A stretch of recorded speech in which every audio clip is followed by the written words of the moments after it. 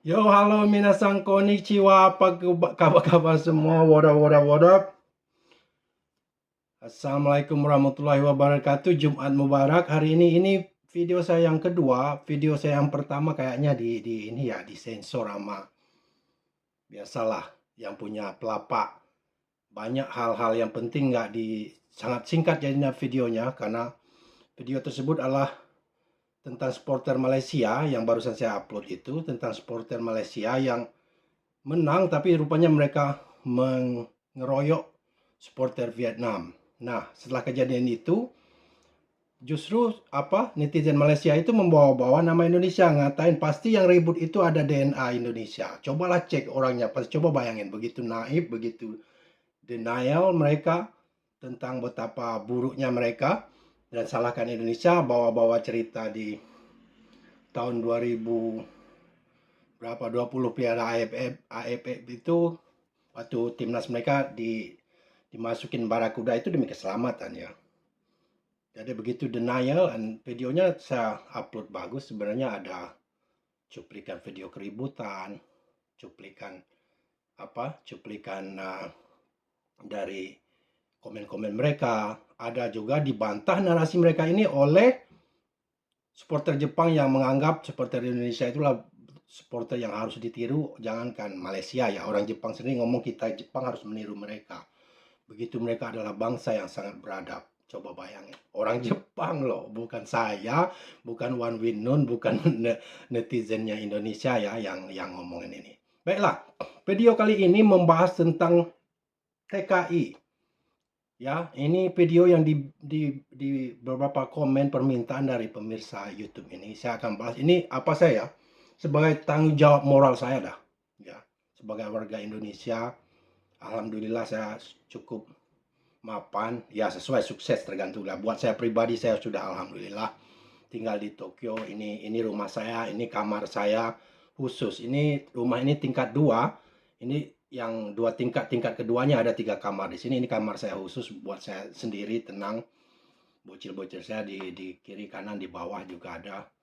Lantai 1 ada kamar yang khusus tatami yang kayak Jepang. Mereka biasanya lebih suka di sana. Ini tempat saya sendiri record video, dan saya sudah malas kayaknya record lewat mic saya yang punya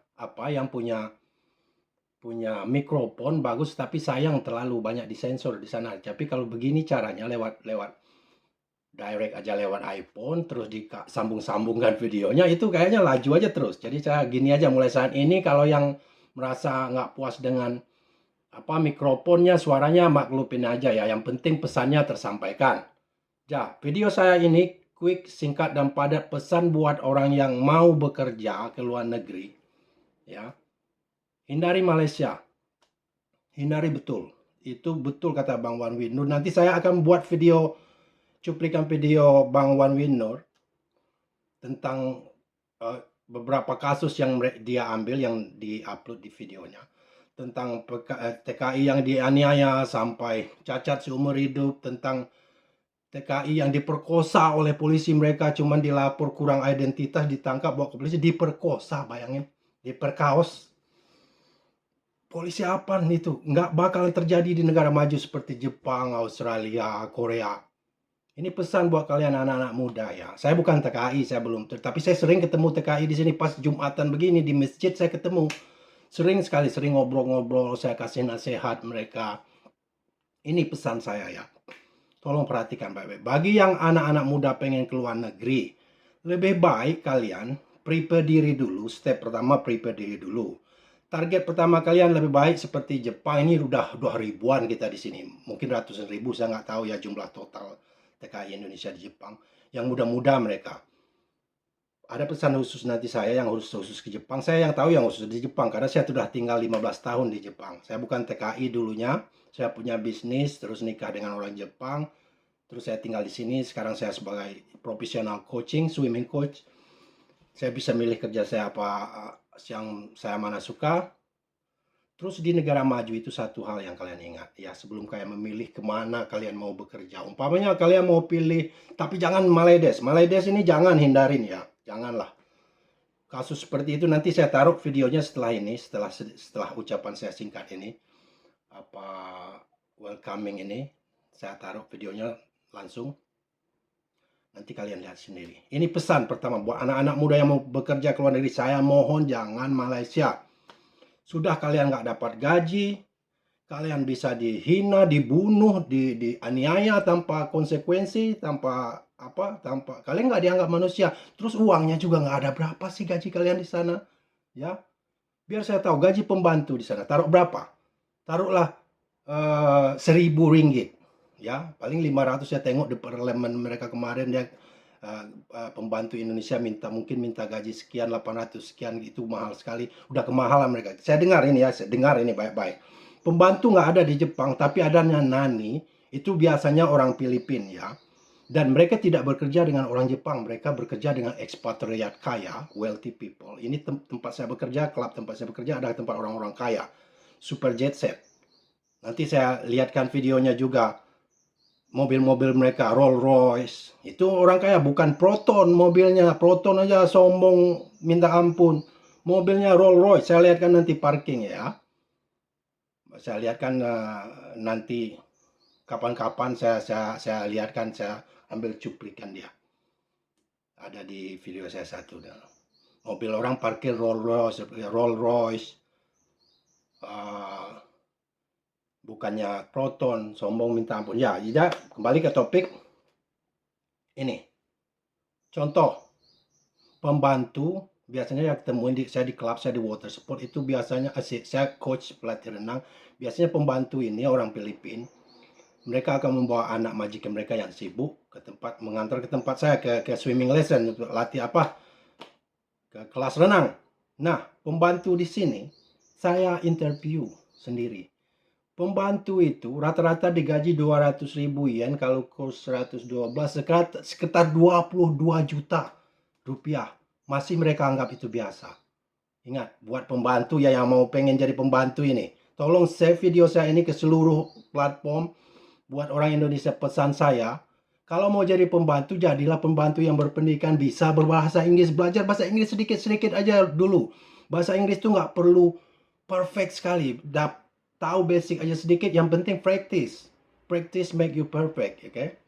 Rajin latihan itu membuatmu sempurna. Saya juga belajar bahasa Inggris di jalanan. Kalau kalian tahu, tanya saya berapa TOEIC saya itu ini. Saya nggak tahu. Karena saya belajar otodidak, mulai mulai karir saya. Ada komentar tadi satu, katanya dia bekas mana-mana beach club di Bintan Resort. Saya mulai dari Bintan Resort, mulai bahasa Inggris. Kalau mau tahu sejarah saya, suka motivasi, saya akan kasih tahu. Saya orang kampung di pinggiran Jambi dulu. Ya, keluarga biasa saja. Cuman tamatan madrasah aliyah. Kenapa saya bisa di sini bekerja sebagai profesional coach? Ya, di lingkungan tak satu pun orang Asia. Jangankan Indonesia, orang Asia di klub saya. Saya bersaing dengan bekas-bekas atlet olimpiade dari Eropa, dari Amerika. Kenapa saya mampu? Anak dusun seperti saya. Kenapa saya mampu? Ya, karena ini kalian harus punya trik. Kalau kalian kurang pendidikan, kalau mau bekerja ke luar negeri ya, perbanyak kursus, perbanyak skill-skill khusus. Karena setelah kalian kerja di luar negeri, interview di perusahaan luar negeri, mereka nggak peduli dengan tamatanmu apa. Yang mereka peduli adalah skillmu apa. Nah, salah satu bahasa Inggris. Kalau mau kerja walaupun mau kerja ke Jepang atau ke Australia, butuh sekali bahasa Inggris. Bahasa Inggris itu bahasa pengantar internasional. Di negara manapun pasti ada orang yang bisa berbahasa Inggris ya. Bekali diri dulu sebelum pergi itu. Jangan, kalau ke Malaysia bahasa kampung saya, orang Sumatera itu orang apalagi orang Riau Kepulauan, ya udah sama sekali. Orang Sumatera Selatan, orang Riau itu sama aja, nggak perlu saya bahasa kampung saya aja ngerti orang-orang sana. Jadi itu masalahnya yang membuat banyak kasus di sana. Itu masalahnya. Kalian anak-anak muda yang pengen ke luar negeri, ini pesan ya. Hindari Malaysia. Target kalian umpamanya Korea, pelajari bahasa Korea sedikit. Masuk kursus-kursus dulu, kan ada agen-agen khususnya itu, seperti apa itu? LBK apa namanya. Ke Jepang juga begitu, pelajari bahasa Jepang, disiplin Jepang. Kayaknya mereka ada pendidikan khusus. Saya perhatikan anak-anak itu, saya pernah ketemu di bandara, mereka itu seperti tentara, kayaknya udah disiplinkan mereka. Betul, kenapa? Karena nanti kalian akan kaget kalau kalian ke Jepang. Saya nggak tahu Korea, Australia, Jepang. Di sini musim dingin, musim 4 musim, ya. Terus saya ceritakan satu. Waktu saya pertama datang kenal orang Jepang, belum ke Jepang lagi. Saya kerja di resort waktu itu. Saya ngobrol-ngobrol dengan teman saya, terus saya ngomong, permisi ya, saya sibuk nih, saya mau cepat-cepat. Oke, see you next time. Terus saya jalan-jalan, saya biasa aja.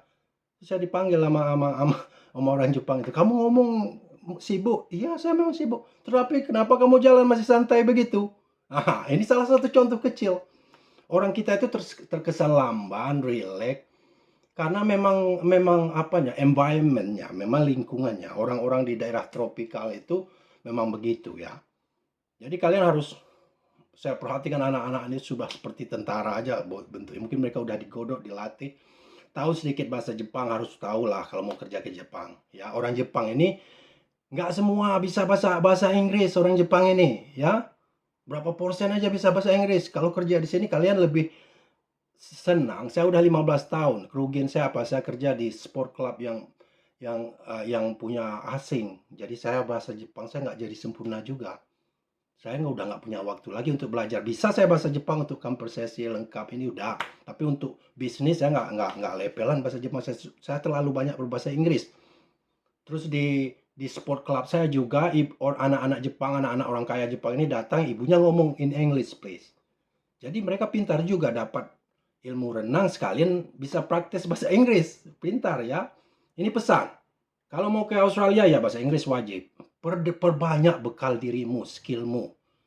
Ya, nanti kalau kalian suka dengan video-video begini, saya akan upload perjalanan hidup saya dari anak kampung dusun.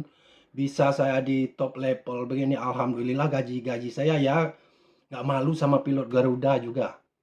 Ya, anak kampung yang tamatan madrasah aliyah. Tapi kalau orang kaya raya itu ini kuliah S3 itu udah wajar ya kalau mereka sukses. Tapi kalau anak kampung yang aksesnya itu is impossible ya, nggak masuk akal bisa begitu, itu kan bisa memotivasi. Kalau suka saya berikan ini video begini, komen di bawah, saya berikan ya. Nanti setelah ini video One Win Nur nasib TKI di Indonesia akan saya taruh setelah video ini. Karena apa? Saya takut dipotong-potong aja, kayaknya kita ini diperhatikan ya. Alright, itu. Hindari Malaysia. Target kalian, apalagi anak-anak muda, target kalian Jepang, Korea, Taiwan oke lah. Kalau Taiwan menerima pembantu itu ya itu ini. Terus di Australia, boleh yang dekat-dekat sini saya sebut ke yang Eropa, Amerika nantilah ini ya. Saya yang itu aja. Contoh Jepang. Terus ada lagi yang kalian harus hati-hati. Ini jeleknya apa ya orang Indonesia. Kadang mereka nggak sungkan-sungkan mengorbankan warga negara mereka sendiri. Itu terjadi di mana-mana. Terus saya menyebutkan di Jepang ini nggak ada pundit seperti pengkhianat seperti Ayu Ting Ting, Zainal Story, Boru Naga, nggak ada. Kalau ada kalian channel Indonesia di sini yang menghina-hina orang Indonesia, kasih tahu saya biar saya samperin sekalian. Ya, nggak ada. Itu karena beda. Negara ini negara beradab. Orang yang bisa kerja ke sini juga punya skill. Ya, di Malaysia mereka suka kalian masuk jadi pendatang haram. Karena apa? Karena mereka bisa aniaya kalian. Contoh, kalian pendatang haram, kerja dengan mereka setahun, 2 tahun nggak mereka bayar. Kalian takut mau lapor ke polisi karena kalian udah salah. Ya, nah mereka akan memperbudak kalian. Nah, kenapa di Jepang ini nggak ada kasus-kasus tenaga kerja haram begitu? Kenapa? Karena perusahaan di Jepang nggak bakal kan mempekerjakan kamu kalau kamu nggak dokumen kamu nggak lengkap. Kalau kamu nggak punya visa kerja sini, nggak bisa kerja sehebat apapun kamu, nggak ada yang mau terima kamu. Lain dengan Malaysia. Malaysia justru toke-toke itu suka menerima orang pendatang haram ini karena mereka bisa memperbudak mereka. Kalau perlu dibunuh aja kan. Contohnya polisi memperkosa orang begitu diperkosa, apa tindakan pemerintahnya mana? Terus KBRI di sana ngapain aja ya? Saya nggak lihat nih kasus terakhir yang dibunuh, TKI yang dibunuh itu akhirnya gimana? Dari dulu-dulu kasus sudah bertubi-tubi. Itu KBR kita ya, saya nggak jelas ya. Saya pengen berita itu, kalau ada teman-teman yang tahu kelanjutannya tolong komen di sini. Orang diperkosa begitu, polisi yang memperkosa biadab sekali. Di Jepang, ya ini contoh. kasus pembunuhan itu ini, jangankan itu. Satu contoh, ini heboh sekarang. Karena semakin banyak tenaga kerja Indonesia ya pasti ada nanti masalah. Ya udah makin banyak di sini. Masalah heboh satu aja di ini. Udah berapa tahun, 15 tahun saya di sini.